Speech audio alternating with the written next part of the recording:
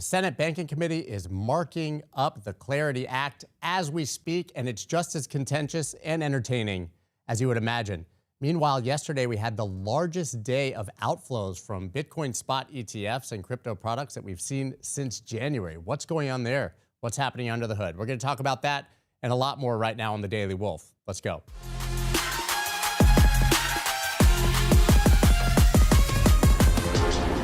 What is up, everybody? Welcome to the Daily Wolf on Yahoo Finance. I'm your host, Scott Melker, also known as the Wolf of All Streets. And I've got a couple stories that I want to cook through today. And the first one that we have to keep mentioning, obviously, is the Clarity Act. We got it right here. Crypto industry's Clarity Act hits a critical juncture where things stand going into Senate markup. You got Elizabeth Warren right there. We got transcript of her. She's saying, "Tim, I'm going to ruin your day." That's what she said. She brought in 40 amendments, as I told you. They threw some of them out in advance. But if you've been watching the Clarity Act live, which you can do on my X account, this markup, absolutely uncomfortable and atrocious. She is just off the absolute rails right now. Now, you might wonder how in 24 hours was she able to come up with 40 amendments? Either she has a very powerful AI that's doing this for her, or her friends at the banking lobby sent her the amendments in advance. I'm not saying that happened. I wouldn't want to get in trouble for saying something slanderous or libelous, but there's no way she came up with 40 amendments to something 12 hours after it was written. Either way, we know that this is going to pass through Senate banking, 13 to 11 Republicans to Democrats, and then it's going to head to reconciliation with the Ag Committee, where we're going to have a big fight over the ethics clause. We will keep you updated on what is happening here, but right now you can go watch it live for yourself if you really like the idea of punching yourself in the face and stabbing yourself in the eyes, because that's about how much fun it is to watch Elizabeth Warren present her 40 amendments. The next big story that we have right here is this one. Bitcoin ETF outflows hit 630 million. That's in one day. Is Bitcoin USD going to 60K? Quite the jump. You can have outflows in a day without thinking that Bitcoin's about to go back to the lows and drop $20,000 overnight. I don't think that those two things have anything to do with one another, but this was a huge day, the largest outflow day that we've had since January 29th. It erased the inflows from the past couple weeks, but still at a net major inflow, obviously, on the year. So what's happening here? Now, the media loves to come on and share a lot of noise about how it means a ton of retail investors and institutional investors got on the phone together and decided to all dump their ETFs in Bitcoin at the same time and to all have a collective panic. You could smell the fear down the street of your friend who was selling his BlackRock IBIT ETF. Obviously not what happened. When you see a huge day of inflows or outflows, it's because there's a trade being put on or taken off underneath. Now, since the introduction of BlackRock having options on IBIT, we know that institutions are participating in the carry trade. You can buy IBIT and then you can short the futures in Contago. You can earn a yield in between. Eventually, that yield isn't worth it and you have to close the trade. And that is almost exclusively always what is happening in a situation like this. Somebody massive is closing the trade, which means selling their ETFs or their spot Bitcoin, in this case, their BlackRock IBIT ETFs, largely to close that trade. This is the way that things are done in Wall Street. Now that we're getting the full suite of financial products here on Bitcoin ETFs, you're going to see it over and over and over and over again. So don't be gaslit by the idea from the media that everybody has decided at the exact same moment on one day to sell all of their Bitcoin ETFs together. And even if they did, we have an interesting story right here that I want to highlight. Bitcoin conviction buyers accumulate 4 million Bitcoin in largest surge since 2020. So even if retail all called each other and said, today is the day, it's over for Bitcoin, we're going to sell, the biggest wallets, the conviction buyers, the whales, now hold 4 million Bitcoin, which is up 300% since the end of 2025. Just an absolutely astounding accumulation by the smart money. Now, what happens at the bottom of markets, right? Weekends, usually retail, usually the crowd, the herd, the sheep, you can call them whatever you want. They either capitulate because price is too low and they can't take the pain, or because price hasn't moved in so long that they give up. We call that time-based capitulation. But who's buying during that time? These are the wallets that have already held billions of dollars in Bitcoin. Some of them sold at the highs, but some of them have never sold, who are now actively and massively accumulating this asset. And then, of course, as a part of that, you have Michael Saylor buying Bitcoin via STRC at a tremendous rate. He's bought thousands of Bitcoin just today, now that STRC is trading back over $100, back over par. So think to yourself, when you're judging the market, looking at the squiggles on the chart or what your emotional dentist told you about his position in Bitcoin, when you're looking at that, do you want to be on the side of the people who have sold everything at 60,000 when Bitcoin is at its low because they just couldn't take it anymore? Or do you want to be on the side of the smart money and the institutions who are accumulating at a historic rate their favorite asset right now? I'll tell you which one it is. I want to be on side with the whales and the conviction buyers. Now, honestly, there's a bunch more stories that I have here, but I'm going to skip them because I don't want to take for granted that people know why we're here. We can cover the news all day, but it's all because of Bitcoin. That's where it starts, and that's why I even have this show. So for me, this is why I Bitcoin. I want to tell you when this actually clicked for me, because it wasn't a chart or a podcast. It was watching something happen that I just could not make sense of in real time. So I was in my 30s during the great financial crisis, and I remember watching these banks, these massive, supposedly invincible institutions, get bailed out with our tax dollars. Too big to fail. You remember that. And I kept thinking, how does this work? You run the thing into the ground and then you get handed a check from the government for the damage. Something about that just didn't sit right with me, but I didn't have the words for it yet. And then COVID hit. And in about 2 years, the United States created roughly 40% of all the dollars that had ever existed. Now let that sit with you for a second. 40% of all the money ever in 2 years. And look, that's not a conspiracy number. It's just math. You can go look it up for yourself. And here's what actually clicked for me. I'd spent my whole life thinking about money the wrong way. I thought when things got more expensive, it was because the price went up. The house, the groceries, the car, the number always got bigger, so those things must be worth more, right? But that's not what was happening. The house didn't change. It arguably got worse, actually. The thing I was measuring it with changed. They were stretching the ruler, and once I saw that, I could never unsee it. It was never really about the price of anything. It was always just about the denominator, what you're counting in. And every single dollar measuring stick on earth, every one of them, can be stretched by people you'll never meet, in rooms you'll never sit in, largely by people that you did not elect.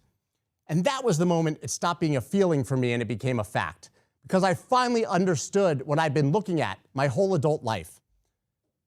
Now, here's the thing. I would bet you also feel it.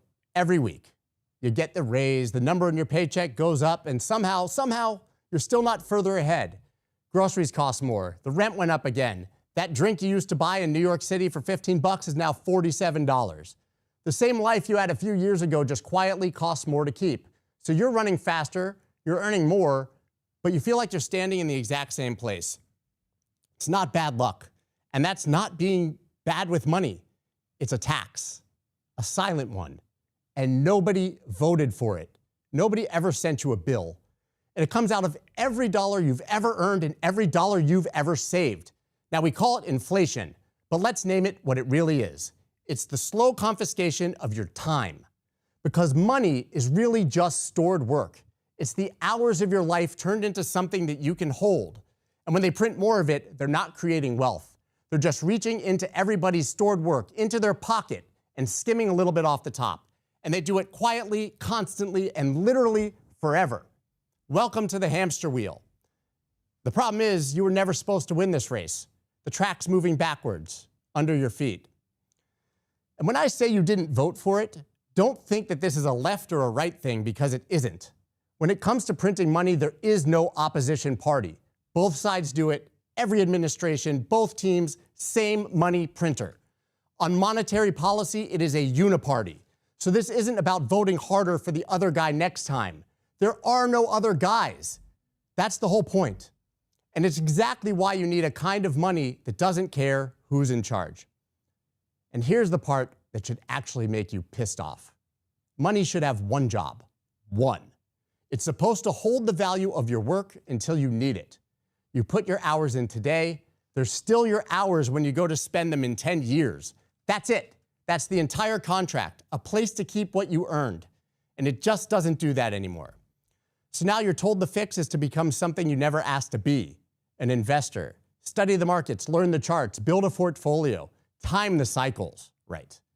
Or hand somebody a slice of everything you have to do it for you. Think about how absolutely insane that actually is. You have to take a second job, managing money, or hire a professional just to stand still, just to not lose ground. You shouldn't have to be brilliant to keep what you earned. You should be able to hold your money. So here's the question almost nobody asks. What if you could just step off the wheel?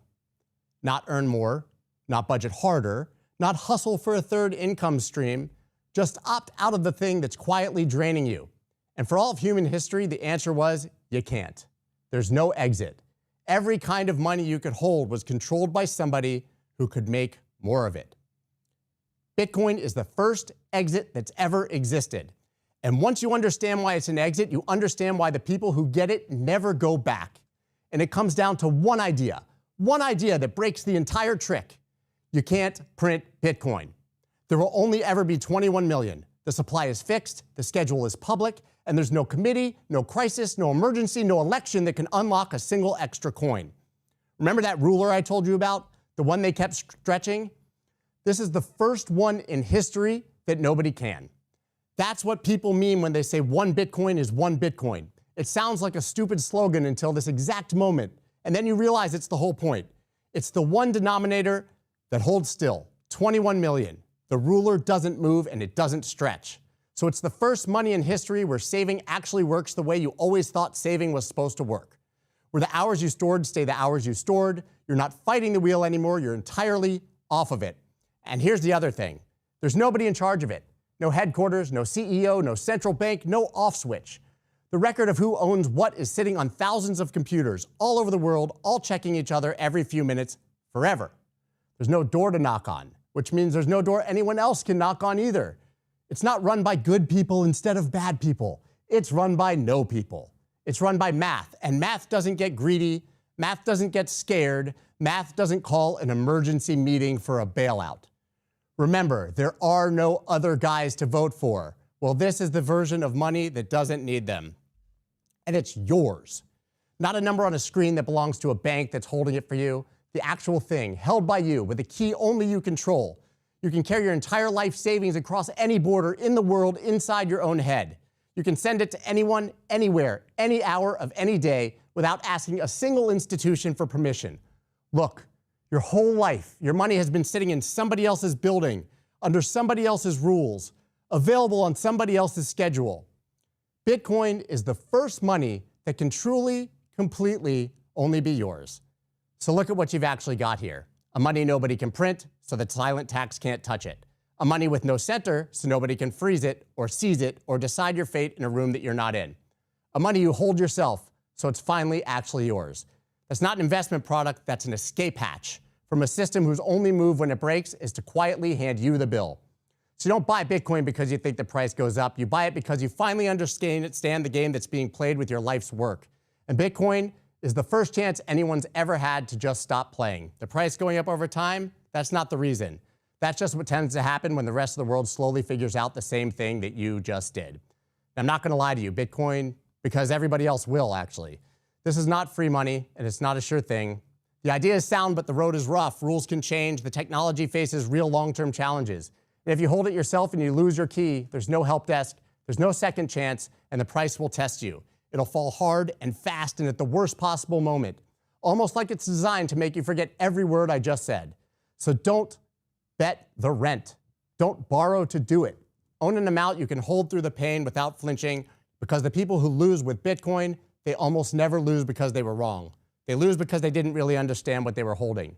So they sold it back at the bottom to the people who did. But if you understand it, if you really understand it, then the drops stop being scary. They're just the price of admission and an opportunity to the one thing the system was never supposed to let you have, an exit. The wheel keeps turning, whether you're on it or not. I stopped running on it the day I understood what I was actually looking at. And Bitcoin is the first time you get to make that same choice. That was true the day Bitcoin was born. It's true today. And it'll be true long after this video stops being new. So like me, do your own work and study. You'll be glad you did. And I'll see you tomorrow on the next Daily Wolf. Peace.